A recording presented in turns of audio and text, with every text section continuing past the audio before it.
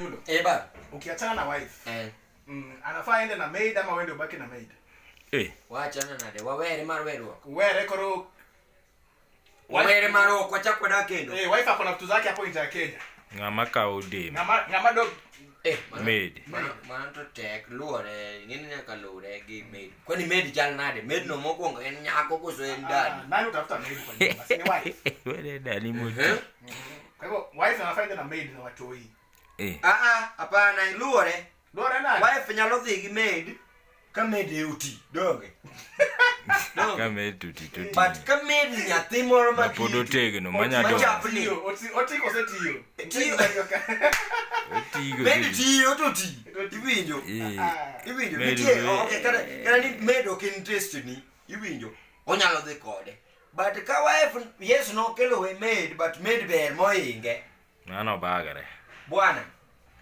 Mano to wanyalo paro di ng'eny. Mano bagni karo diero ini naltima. Namone go digi maid. In midong gi maid go sun mi digi maid. Dako digi maid. Maid mana kotimo nya tingo dhi. Moko kabe ata mana onge kama gi dhie gite. Gin gidwa dhi kanya. Alafu anasemaga mademo anasemaga ukiacha ukimwacha. Anasemaga Onyulo aliacha big hole in my heart. Tunajua Onyulo aliacha wapi big hole. Kanya tadie.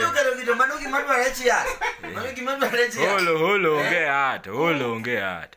Ni holo. Holo to onge hat. By the holo onge hat. Riro holo onge hat but holo no tinge kama ni nene. Onyulo where Onyulo left a big hole.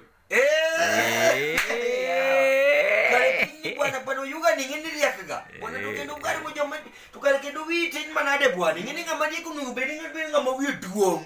Ngama wi bambulu ma duong ngama die ko ngene wi bwana. Kendo itu karo nyuli nade bwana.